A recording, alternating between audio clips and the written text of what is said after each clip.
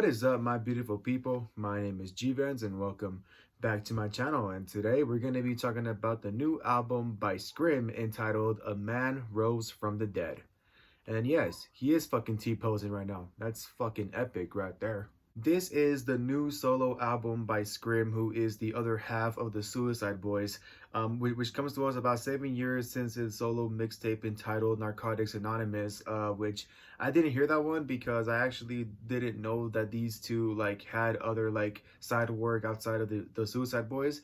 And this also comes to us only about 3 months after the Suicide Boys second studio album that came out earlier this year entitled Stop Staring at the Shadows. You know, a very different sort of like Suicide Boys album than we were expecting, but in my opinion was one of the better like albums that they've dropped in a fucking while. So yeah, they are certainly making a fucking comeback this year. On this album, Scrim attempts to step out of his cousin's shadow and pretty much embraces change not only in his life but in his music overall. So honestly, if you thought that Stop Staring at the Shadows was a very different vibe that the Suicide Boys has ever brought, then you haven't heard anything yet, because this one is very fucking different. So apparently before the creation of this album, Scrim has spent 3 months in rehab. I don't know what drug problem he was fighting. I don't know if he was fighting like alcoholism.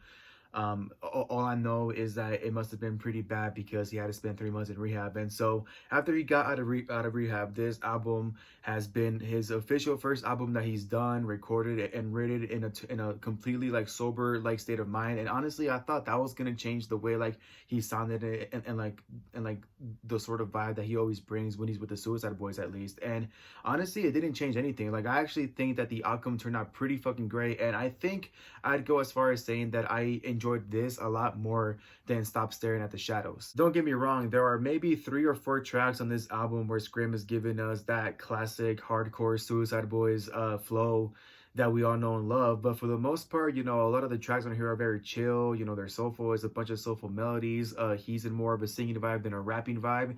It just honestly like gives you like a much more different vibe than you're expecting, especially from someone who comes from a very like influential modern fucking rap duo like the Suicide Boys. I feel that this album was Scrim's proper way of introducing his story and his music to people who never heard it before, because he definitely does not hold anything back. You know, this album overall feels like he has a notebook filled with his like most darkest and saddest thoughts ever, and he accidentally like read them fucking out loud in public. Like it's super fucking dark and sad, you know. It's gonna make you depressed as fuck, and I can vouch for that because, you know, I am the king of sad boy hours, and fucking, you know, this album had me fucking crying by the end. I'm not even lying, it had me fucking crying. A lot of the tracks on here are enough to make you shock and to make you cry, especially with Scrim's like very soft voice and emotional storytelling. And although I could talk about every 20 track on this album, I'd just be here all day, and honestly I don't really have enough battery on my camera to fucking like go all day about this whole album. So I just want to talk about a few of my personal favorite tracks of this album. The track entitled Scars is pretty self-explanatory. You know, Scrim goes off on a really emotional rant in a really soft and sad fucking voice, and he pretty much like talks about the scars that haven't healed yet. You know, how he wishes that he didn't like, you know, pretty much like disappoint his family. You know, he kind of starts talking about all of his like his past like mistakes and regrets, and just how he sometimes like wishes that he could like start over and like do it all right, because if he didn't do the mistakes that he did as he was younger, you know, he wouldn't have the scars that he has now that are never going to heal, because he just like hasn't found any peace within himself yet. And honestly, that one is just like super fucking like, and like I don't want to say that song specifically is the only like relatable song, because honestly every song on here can be like super fucking like real and relatable to someone, especially if you have suffered a drug addiction and just like just like suffer like really like bad fucking depression. But you know, that song is like specifically got me like hooked in for the rest of the album. And then you get to the track entitled Nightmare on the North Side, which that one hits you so fucking different, because the first few tracks before this song are really sad and really vulnerable and open, and you know, it's just like super fucking sad to listen to. And this one is one of the few tracks that gives you that like old school like hardcore like classic Suicide Boys flow that everyone knows and love, you know. And honestly, I thought I wasn't gonna enjoy that much because, you know, obviously the other person from the the Suicide Boys isn't here to like make it like feel complete. But honestly, I enjoyed every second of it. I think Scrim sounds just as good by himself as he does with his cousin on the Suicide Boys, and honestly, like his flow is so fucking great. And he obviously has a lot of like potential and talent to like do a solo career if he really wanted to. And then you get to the track entitled Side Effects, and that one is pretty much him opening up about his drug problem. I once again don't know like what like specific drug problem he had, but obviously it has affected him super fucking bad, because on this one he kind of like talks about how that was like his coping mechanism for a long time. How he couldn't find a better like way to like cope with his sadness, and like try to like deal with his feelings, and because he didn't want to deal with that, he like turned to drugs. And for the most part, it temporarily did like help.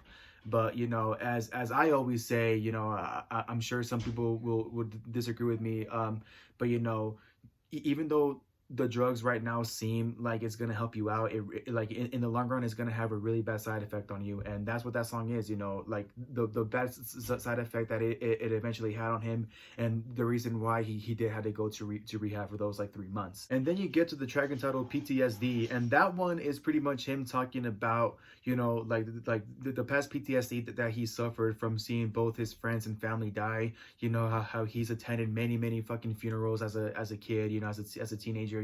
How he's been like always so used to death being there, and that like how the idea of death like doesn't scare him anymore. But that it still sucks that death has always been like a normal thing in his life, because he's seen so many of his like loved ones die.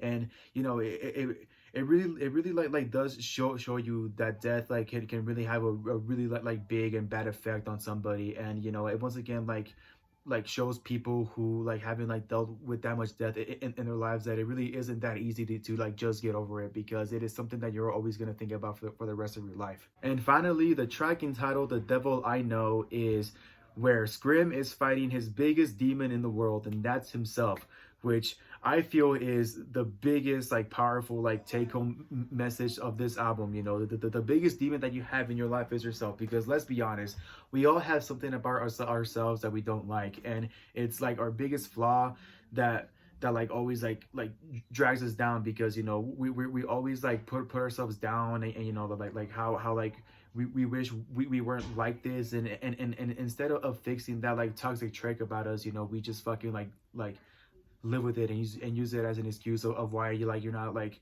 doing your thing, of why you're not being successful.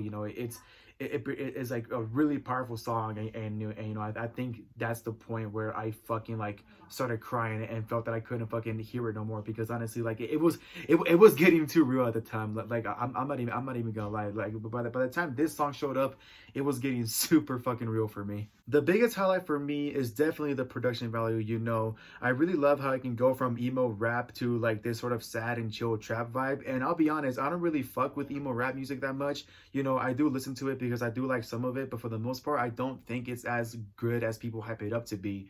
But the Suicide Boys is that one rap duo that make that sort of like emo rap style sound so fucking good and so fucking enjoyable. And especially because Scrim is a part of the Suicide Boys, he has his own like little twist with the production value. I really love how it's mostly like instruments like guitar and piano. I get a little bit of like a rock and rap vibe to it.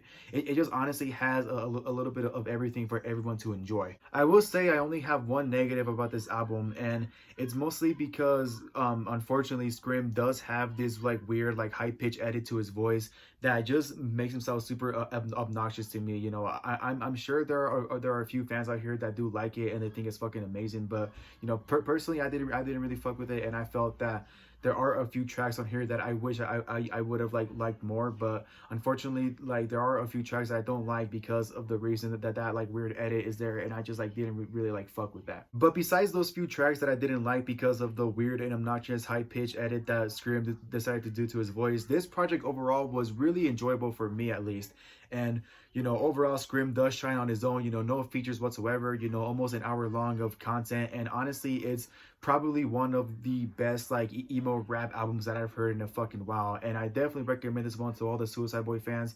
You know, I know that Stop Staring at the Shadows was very different and like a very enjoyable album as well, but honestly, I would argue that this one is better than that one because it just sounds way more fucking different. So yeah, I do recommend this one to all the longtime Suicide Boy fans. You know, special warning ahead, it will make you cry, but I'm pretty sure you guys all figure it out because I mean it's Scrim from the Suicide Boys. You know, when do they not make you fucking cry? Thank you guys so much for watching. Hope you guys enjoyed my review. Don't forget to like, subscribe, click that bell down below, all that good stuff so you don't miss a single one of my uploads whatsoever, and don't forget to stay happy. Pull up with the hammer, cock it, bam, in the fuck. I'ma Instagram it, grab the camera while I stop. Yeah.